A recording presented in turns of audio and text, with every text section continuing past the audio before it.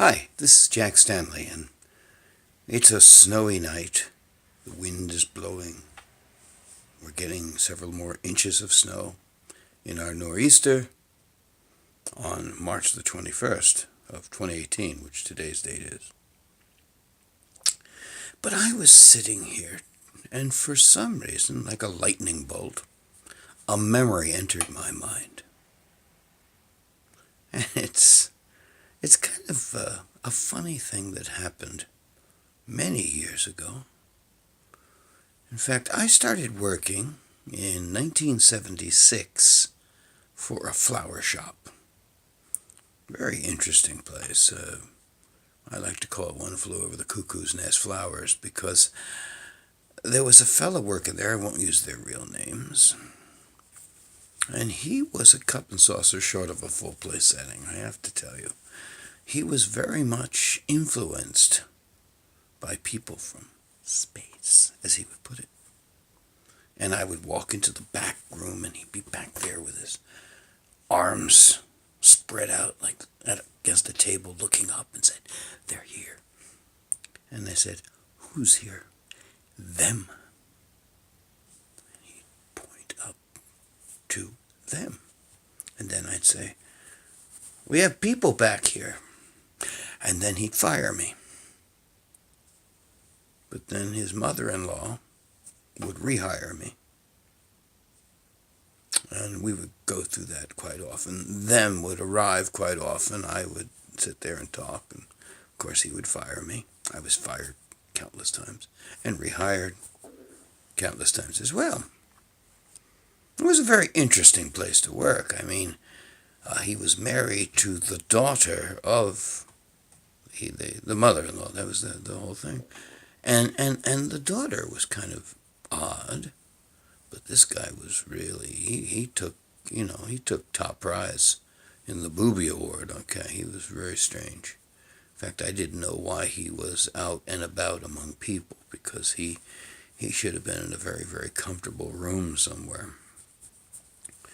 But I worked there for like 2 years, and some of the last work I did for them led to a very, very fascinating moment.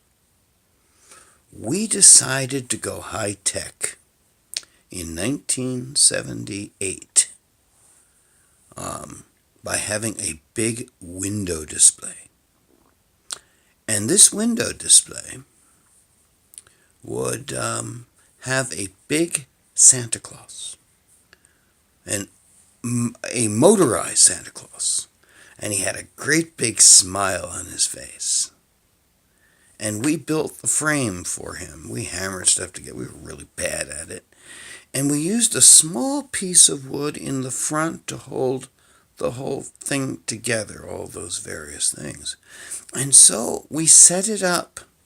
And everybody kind of liked it because he would just kind of swing with that big smile, and then give you his profile.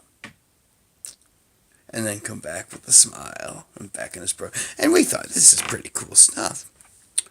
Well, after operating for about 2 days, Santa had a malfunction. Part of his frame that held him together collapsed. And that small piece of wood, which I had in the front holding everything together, got lodged into his pants at his crotch. And so Santa looked pretty happy, okay? And Santa was pointing, let's just put it that way. And so when we all got to the shop, there was a crowd. He had attracted so much attention because he had that shit-eating smile. And then he gave you his profile. The whole town was...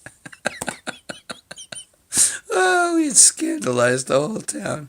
Yeah, we called him Naughty Santa. Oh, I remember that so well. But it was just, we had to put Santa back together and fix him and get part of the parts that fell into his pants, make Santa a little bit more user-friendly, as it were. But I always thought about that. I think it's one of the funniest things I have ever seen in my life. And the horror of it all. I mean, we were absolutely shocked because, everybody's outside watching Santa. And then when we got there, we thought they were all coming in to go shopping, but then we saw Santa with his collapsed crotch and all that fun stuff. Oh, God, that was a fun time. 1978 was the day we kind of scandalized Rockaway, New Jersey with Santa.